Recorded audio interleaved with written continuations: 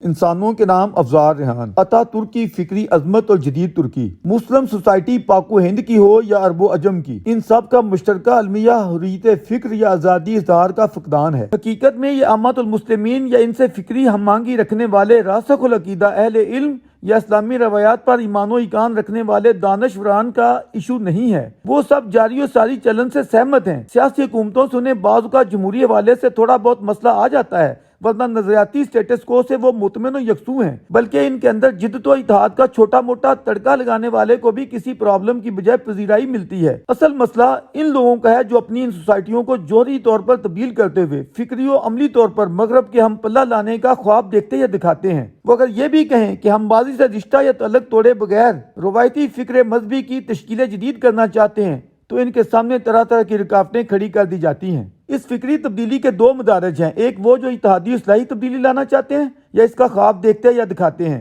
ہم اقبال کو یہاں مسلمانان متحدہ ہند کے لیے بطور ایک مثال پیش کر سکتے ہیں، جنہوں نے اپنے خطبات reconstruction of religious thought in Islam میں کھل کر اس سلسلے میں اظہار خیال فرمایا ہے، لیکن ساتھ ہی وہ اس بات پر پورا زور دیتے نظر آتے ہیں کہ ماضی سے رشتہ توڑے بغیر اس کے پہلو بہ پہلو وہ اس حساس ایشو پر روایت پرستوں کے متوقع دباؤ کو اچھا خاصا محسوس کرتے ہیں، سو ایک طرح سے مدافعانہ رویہ اختیار کرتے ہوئے فرماتے ہیں کہ یہ اتحاد یا تبدیلی مذہبی عبادات کے مسئلے کو نہیں چھیڑے گی، یہ کہ وہ جیسی ہیں ویسی ہی رہیں گی تاکہ کوئی نزاعی صورتحال پیدا نہ ہو۔ مسلم سوسائٹیوں میں فکری تبدیلی کا دوسرا درجہ یا مرحلہ عطا ترک کی قیادت میں ترکوں کا شعوری و عملی انقلاب ہے، جو دنیا بھر کی مسلم سوسائٹیوں کے لیے ایک طرح سے سنگ میل کی حیثیت رکھتا ہے۔ یہ اتنی بڑی کایا پلٹ تھی جس نے ایک طرح سے روایت زدہ سوسائٹی کی چولیں ہلا کر رکھ دی تھیں اور اسے نئی جوہری بلندیوں سے روشناس کروایا تھا۔ درویش بارہا یہ سوچ کر حیرت زدہ ہو جاتا ہے کہ عطا ترک کتنا گریٹ انقلابی تھا، آخر وہ اپنی ترک قوم کو قدامت پسندی کی اتنی گہری کھائی سے نکال لے جانے میں کیسے کامیاب ہو گیا۔ مشکلیں اس عظیم انسان کو بھی پیش آئیں، کفر اور قابل گردش ددنی کے فتاوی اس پر بھی لگے اور ایک صدی ہونے کو آئی ہے، وہ فتاوی آج بھی لگ رہے ہیں۔ یہودی کہے جانے سے لے کر کافر، ملحد، گمراہ جیسا کون سا تہذیب سے گرا ہوا گھٹیا فکر ہے جو تبدیلی کے اس حقیقی معمار یا پیامبر پر نہیں کسا گیا۔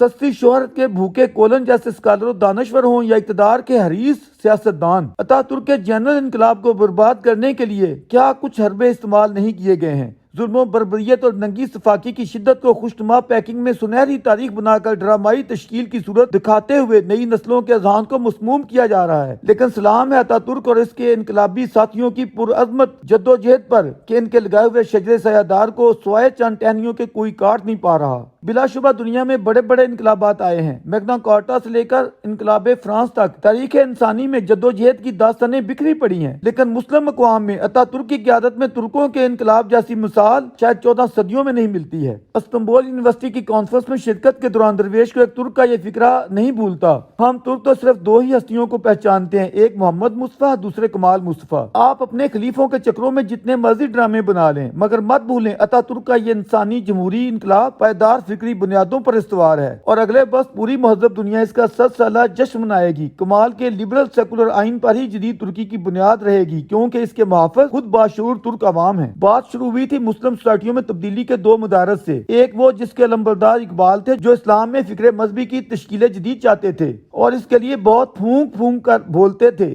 قدم رکھنا تو بہت دور کی بات ہے۔ 20ویں صدی میں دنیا اسلام کے اندر سے جتنی بھی تحریکیں پھوٹی ہیں، ان میں سے بیشتر تو سوائے ماضی کی جگالی اور کوئی سوچ نہیں رکھتی تھیں، اور جو فکری تبدیلی کے نعرے لگاتی پائی گئیں، ان کی حدود اتنی محدود رہیں کہ وہ ایک مخصوص سرکل سے باہر قدم رکھنے کا حوصلہ نہیں کر پائی تھیں، یا پھر نظریہ جبر پر استوار جہادی تحریکیں تھیں اور ہیں۔ سچ تو یہ ہے کہ مسلم سوسائٹی ان تمام تر ادوار میں راسخ العقیدہ سوچ کی یرغمالی بنی چلی آ رہی ہے۔ عصر حاضر میں سر سید اور ڈاکٹر طہ حسین جیسے چند بڑے اسکالرز یا ان کے ہم نواؤں نے اس جبری مذہبی حصار کو توڑتے ہوئے انسانی حقوق اور آزادیوں کا نعرہ بلند کیا اور اپنی روایتی سوسائٹیوں کو افکار تازہ سے روشناس کروایا، تو ان کا جینا اس طرح حرام کر دیا گیا جس طرح کسی زمانے میں عظیم مسلم سائنسدانوں، دناؤں، صوفیوں اور مدبروں کا کیے رکھا تھا۔ یہی وہ سماجی و مذہبی گھٹن ہے جس سے آج ہم نے 21ویں صدی میں اپنی مسلم اقوام کو نکالنا ہے۔ یہی وقت کا اصل چیلنج ہے کہ کوئی دوسرا عطا ترک کب پیدا ہوتا ہے۔ تمام تر فکری و عملی کمزوریوں کے باوجود اقبال کو یہ کریڈٹ ضرور جاتا ہے کہ انہوں نے ان نازک ترین لمحات میں نہ صرف یہ کہ خلافت عثمانیہ کی لاش کو اٹھانے سے انکار کر دیا، بلکہ جب عطا ترک نے شخصی خلافت کے خاتمے کا اعلان کرتے ہوئے منتخب پارلیمنٹ کی اجتماعی عوامی جمہوری خلافت کو آئینی طور پر قائم کیا،